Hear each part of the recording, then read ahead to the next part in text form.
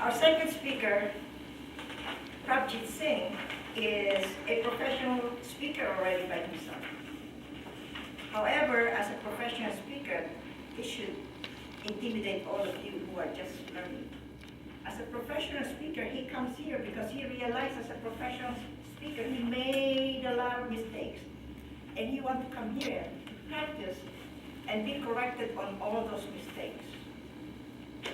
That suggests something to me, that this guy is very humble. Just thought about that right now. But it is a benefit to him to be humble, because that's the only way to learn. And if you can do it, you can. You can achieve whatever. So for his title, The Life Lesson, is from Competent Communication number 6, how to say it, 5 to 7 minutes. And our evaluator, and his evaluator is Eugene Page. Eugene, objectives, please. As I understand, project number is 6. 6. Yeah, vocal variety. And the objective of Prabhjit's speech is to use voice, volume, pitch, rate, and quality to reflect and add meaning and interest to your message.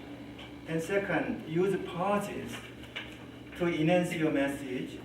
And third, use vocal variety smoothly and naturally. The time is 5 to 7 minutes. Help me welcome the Prabhjit Singh.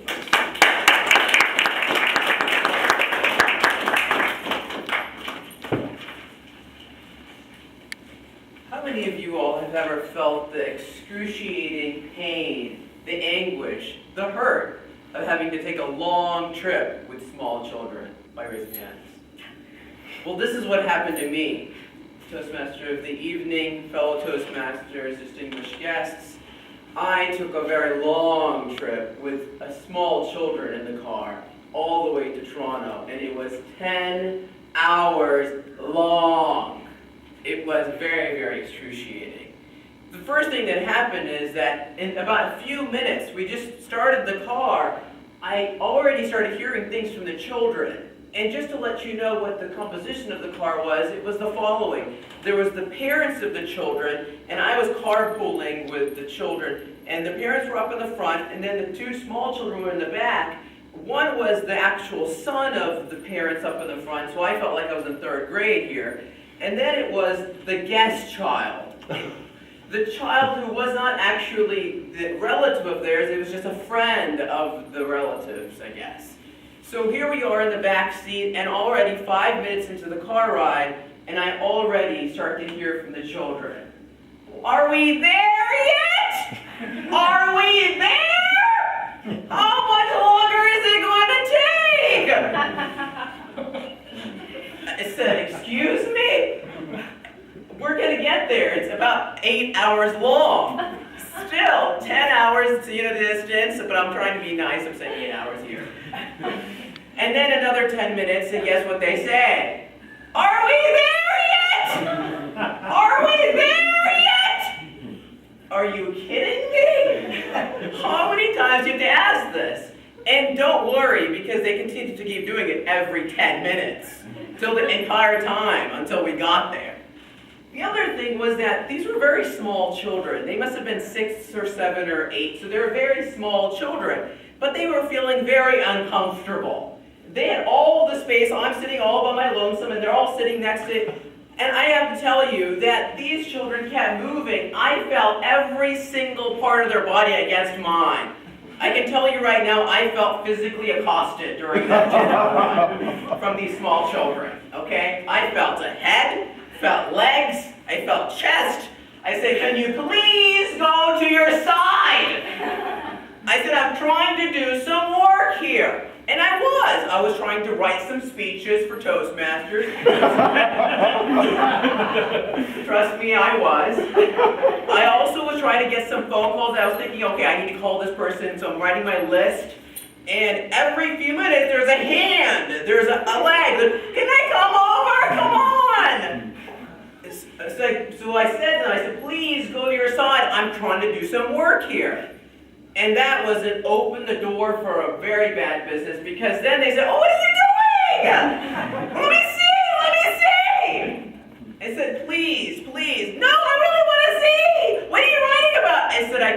write and talk to you at the same time. I need some space here. Can you please go to your side? So finally we said to ourselves, and the father in the front could tell that I was getting annoyed, okay? So we said, can we try to figure out something? Yes. Now, I'm sure there's a number of parents in the room that probably won't like what we did next. But what we did was we found the game consoles. Sega, Nintendo, we figured out where they were in the car and we gave them to them. There's a lot of people that say that, all those games causes, militia leaders and Columbine killers. We didn't care. We were going to give them anything they wanted. We wanted them to leave me alone. Because at the end of the day, it was all about me. Let me just tell you. So finally, we're spending more and more time. Finally, what happens is that the few games that they had, they eventually died. Gone. It was the worst thing in my life. I've had many experiences in my life. Let me tell you, when those consoles died, it got even worse. Because now they're all like, what's going on now? Can I talk to you? So I said, please leave me alone. So finally, we made this plan. The father was up in the front, I was in the back. We said, okay, we're going to do the toll game. So what was going to happen was that the toll was about to come up in about another mile or so. So we asked the guest child, we said, so where's the money? You have to pay the toll. It's coming up. And the child says, I don't have the toll! I don't have any money! We said, no, you have to pay. Oh, I have the money, but it's in the truck. Can you please let the car? I'll get the money for you.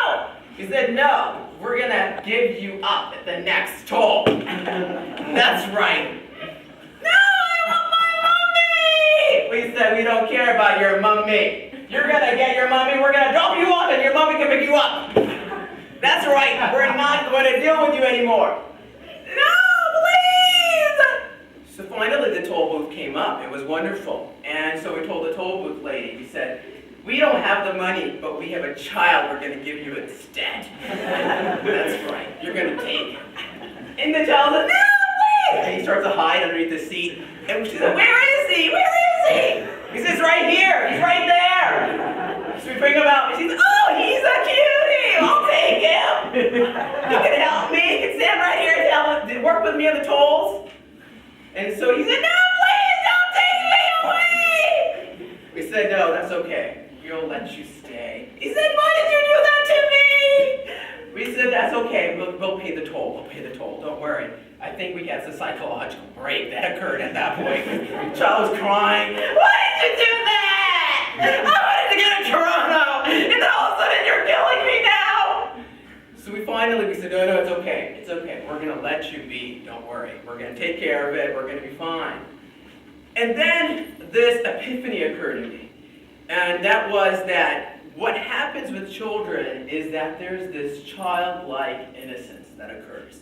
And that's why I call the speech the lesson of life, because it was a lesson for me, which is that children have this childlike innocence and this fun that we don't have as adults. And so I hope that you'll take that happiness with you when you leave here, which is that we as human beings sometimes need a break from the insanity that we call life and start to remember that love and that happiness and that excitement which is only created in imagination. Toastmasters.